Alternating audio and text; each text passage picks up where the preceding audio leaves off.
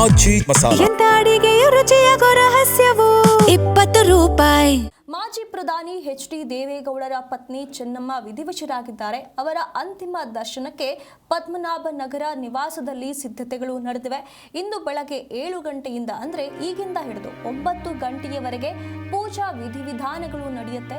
H D. ದೇವೇಗೌಡರ ಕುಟುಂಬಸ್ಥರಿಂದ ಅವರ ನಿವಾಸದಲ್ಲಿಯೇ ಪೂಜಾ ವಿಧಿವಿಧಾನಗಳನ್ನು ನೆರವೇರಿಸಲಾಗುತ್ತೆ. ಅದಾದ ಬಳಿಕ ಸಾರ್ವಜನಿಕರಿಗೆ ಮತ್ತು ಗಣ್ಯರಿಗೆ ಅಂತಿಮ ದರ್ಶನಕ್ಕೆ ವ್ಯವಸ್ಥೆಯನ್ನ ಮಾಡಲಾಗುತ್ತೆ. ಇಲ್ಲಿ ಸದ್ಯ ದೇವೇಗೌಡರ ಮನೆ ಏನಿದೆ ಆ ಮನೆಯಲ್ಲಿಗೆ ಅಂತಿಮವಾಗಿ ಪೂಜೆ ಸಲ್ಲಿಸುವಂತಹ ಕೆಲಸವಾಗುತ್ತೆ. ಏನೆಲ್ಲ ಕೆಲವೊಂದಿಷ್ಟು ಪೂಜಾ ಕೈಂಕರ್ಯಗಳಿರ್ತವೆ ಅವೆಲ್ಲವನ್ನ ಕೂಡ ಇಲ್ಲಿ ಎಚ್.ಡಿ. ದೇವೇಗೌಡರ ಮನೆಯಲ್ಲಿ ಪದ್ಮನಾಭನಗರದಲ್ಲಿರುವಂತಹ ನಿವಾಸದಲ್ಲಿ ಕುಟುಂಬಸ್ಥರು ನೆರವೇರಿಸ್ತಾರೆ.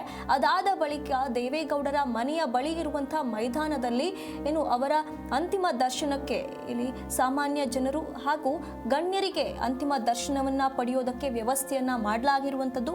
ಬೆಳಗ್ಗೆ 11:30 ಕೂಡ ಸಾರ್ವಜನಿಕರ ದರ್ಶನಕ್ಕೆ ವ್ಯವಸ್ಥೆಯನ್ನ ಮಾಡಲಾಗಿರುವಂಥದ್ದು, ಅವಕಾಶವನ್ನ ಮಾಡಿಕೊಡಲಾಗುವಂಥದ್ದು. ನಾಳೆ ಅವರ ಅಂತಿಮ ಯಾತ್ರೆ ನಡೆಯುತ್ತೆ. ಅಂತಿಮವಾಗಿ ಅವರ ಎಲ್ಲ ಕೆಲಸಗಳು ಕೂಡ ನಡೆಯುತ್ತೆ ಅನ್ನುವಂಥ ಮಾತುಗಳು ಕೇಳಿ ಬರ್ತಾ ಇರುವಂಥದ್ದು. ಈಗ ಸದ್ಯ ಎಲ್ಲರಿಗೂ ಕೂಡ ದರ್ಶನವನ್ನ ಮಾಡೋದಕ್ಕೆ ಒಂದು ವ್ಯವಸ್ಥೆಯನ್ನ ಮಾಡಲಾಗಿರುವಂಥದ್ದು.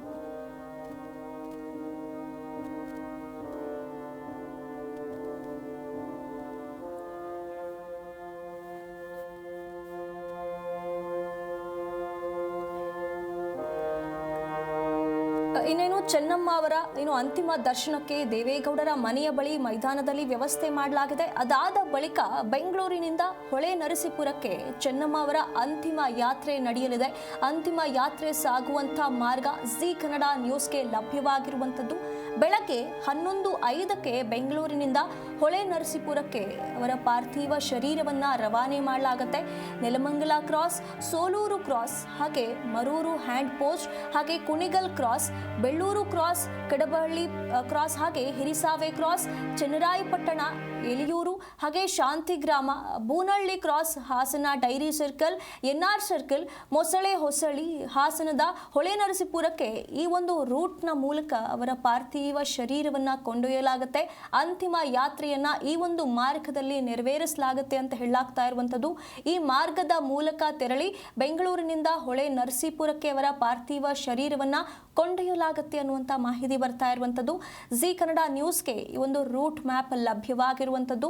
ಇಂದು ಬೆಳಗ್ಗೆ 11:05 ಬೆಂಗಳೂರಿನಿಂದ ಹೊಳೆ ನರಸೀಪುರಕ್ಕೆ ಅವರ ಅಂತಿಮ ಯಾತ್ರೆಯನ್ನ ನೆರವೇರಿಸಲಾಗುತ್ತೆ. ಈಗ ಸದ್ಯ ಅವರ ಅಂತಿಮ ದರ್ಶನಕ್ಕೆ ವ್ಯವಸ್ಥೆ ಆಗ್ತಾ ಇರುವಂಥದ್ದು. ಈಗ ಅವರ ಮನೆಯಲ್ಲಿ ದೇವೇಗೌಡರ ಮನೆ ಏನಿದೆ ಪದ್ಮನಾಭನಗರದಲ್ಲಿ, ಆ ಮನೆಯಲ್ಲಿ ಅಂತಿಮವಾಗಿ ಇವರಿಗೆ ಪೂಜೆ ವಿಧಿವಿಧಾನಗಳೇನಿವೆ ಅವುಗಳನ್ನು ನೆರವೇರಿಸಲಾಗುತ್ತೆ.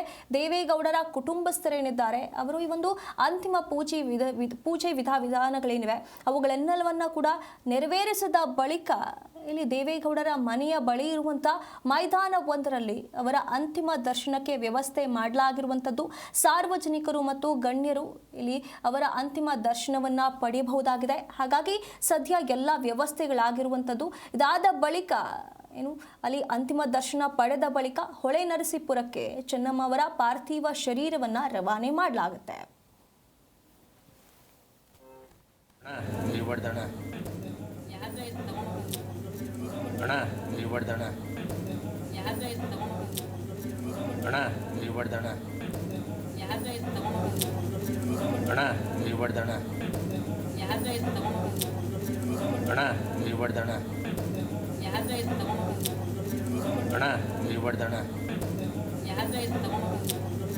ಅಣ್ಣ ನೀರು ಬಡ್ದಣ್ಣ ಅಣ್ಣ ನೀರು ಬಡ್ದಣ್ಣ ಅಣ್ಣ ನೀರು ಬಡ್ದಣ್ಣ ಅಣ್ಣ ನೀರು ಬಡ್ದಣ್ಣ ಅಣ್ಣ ನೀರು ಬಡ್ದಣ್ಣ ಅಣ್ಣ ನೀರು ಬಡ್ದಣ್ಣ ಅಣ್ಣ ನೀರು ಬಡ್ದಣ್ಣ